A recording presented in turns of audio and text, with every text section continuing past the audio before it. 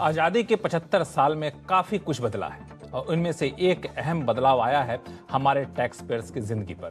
तो आज के हमारे इस खास टैक्स गुरु स्पेशल में इन बदलावों पर करेंगे खास चर्चा, क्योंकि आज के टैक्स गुरु के एपिसोड में हमारे साथ हैं कि ऐसे शख्स जिन्होंने पिछले 46 साल से बजट को देखा है, बजट को समझा है और टैक्स की बारीकियां सुलझाई हैं।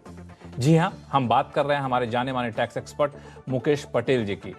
मुकेश पटेल जी, आपका स्वागत है हमारे इस शो में और बहुत इत्तेफाक है कि हम लोग ऐसे समय में आपके साथ शो रिकॉर्ड कर रहे हैं जब खास तौर से आज़ादी का अमृत महोत्सव मनाया जा रहा है। आज़ादी के 75 साल पे महोत्सव मनाया जा रहा है और यहाँ पे घर घर तिरंगा और हर घर तिरंगा के नारे के साथ इस अमृत महोत्सव को मनाया जा रहा है। आपने कुछ खास नारा दिया है, आप किस तरह से इस घर घर तिरंगा को मना रहे हैं? मैं ये कहूंगा कि हर घर कुछ कर भर, हर घर कुछ कर भर, घर घर दे आयकर।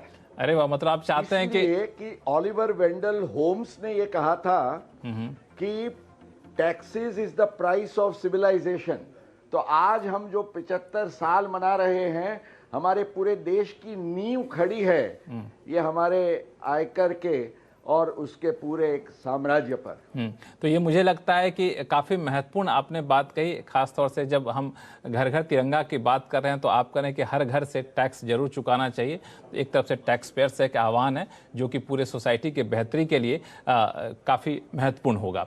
मुकेश पटेल साहब, इस आज़ादी के 75 साल के मौके पर अगर मैं आपसे समझूं, क्योंकि जहां तक मैं समझ पा रहा हूं आपने काफ़ी पहले से इस पूरे सिस्टम को देखा है, समझा है और टैक्स में बदलाव को काफ़ी करीब से देखा है, तो किन किन मोर्चे पर टैक्स पेयर्स को आज़ादी मिली है? लक्ष्मण जी, सबसे पहले तो मुझे याद है 1947, हालांकि मेरा जन्म नहीं हुआ था, पर जब 1947 का हिस्टोरिक बजट हमारे फाइनेंस मिनिस्टर षणमुगम शेट्टी जी ने प्रेजेंट किया था, तब ये 170 करोड़ 170 करोड़ का पूरा बजट था।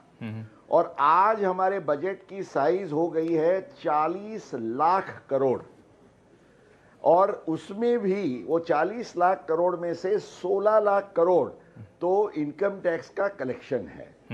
अब हम देखें कि आज ये 2.5 लाख की एग्जम्पशन लिमिट है। 1947 में 75 साल पहले 2500 रुपीज, 2500 रुपये का एग्जम्पशन था, क्योंकि रुपये की कीमत भी बड़ी हुआ करती थी, लोगों की आमदनी भी कम हुआ करती थी। बड़ा अंतर हमने काटा है। पर सबसे बड़ी आजादी हमारे लिए ये रही कि 97.5% का टैक्स रेट हुआ करता था 1970 के दशक में। अच्छा। मैं जब लॉ का विद्यार्थी था और मैंने जब प्रोफेशन शुरू किया, मुझे याद है उन दिनों में India was labelled as the highest tax paid nation, और मेरे बजट गुरु नानी पालखीवाला जी उसको उस तरीके से संबोधन करते थे।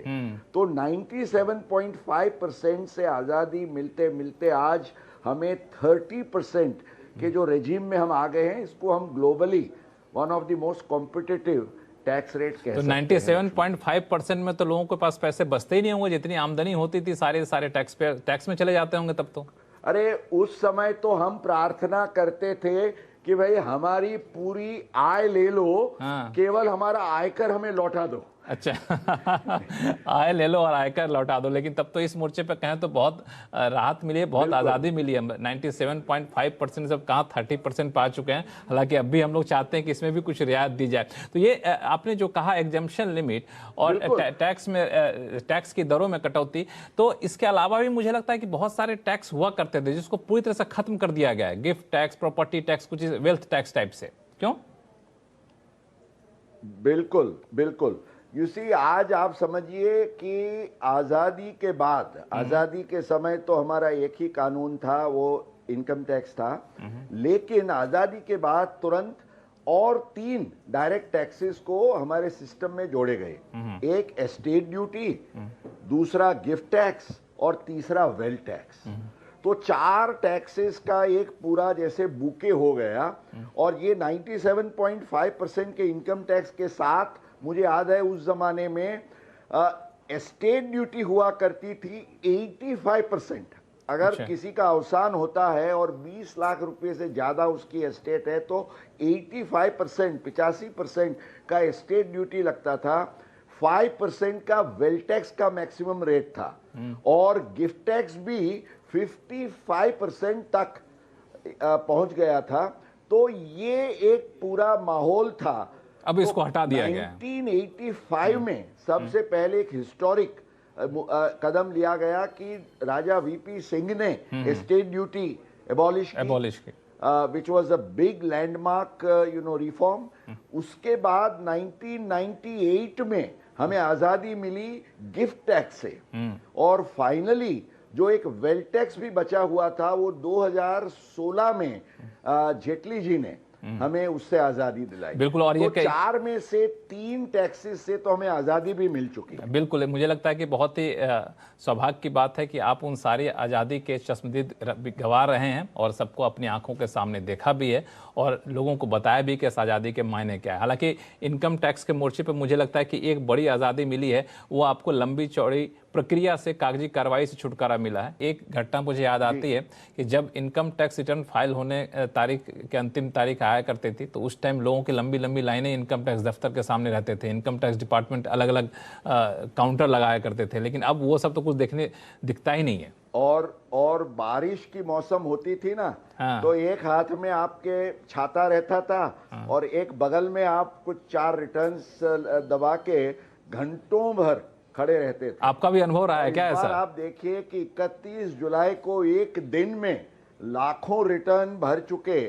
तो ये जो पेपर रिटर्न से पूरे ई रिटर्न फाइलिंग और प्रोसेसिंग, एक जमाना हुआ करता था आपके रिफंड के लिए आपको 6-6 महीने 12-12 महीने दौड़ना पड़ता था बाबुओं के पास, और आज तो घंटों में आप देखिए लक्ष्मण जी, 31 जुलाई की डेट के बाद आज ये 15 दिन में तो कपल ऑफ करोर्स, कुछ करोड़ों लोगों को अपने रिफंड भी मिल गए और रिफंड्स भी आ चुके हैं।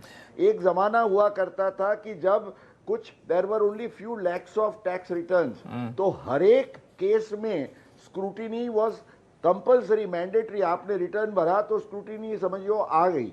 अब 1% से भी कम केसों में स्क्रूटिनी होती है और वो भी फेसलेस असेसमेंट। तो बिल्कुल कागजी कार्रवाई को बिल्कुल पूरी तरह से कागजी कार्रवाई को पूरी तरह से खत्म कर दिया गया है। सब कुछ IT फॉर IT के जमाने के तहत अब चल रहा है। तो ये एक मुझे लगता है कि बहुत बड़ी आज़ादी मिली है टैक्स पेयर्स को कागजी कार्रवाई से, लंबे चौड़ी प्रक्रिया से और टैक्स रिफंड अटकने से भी।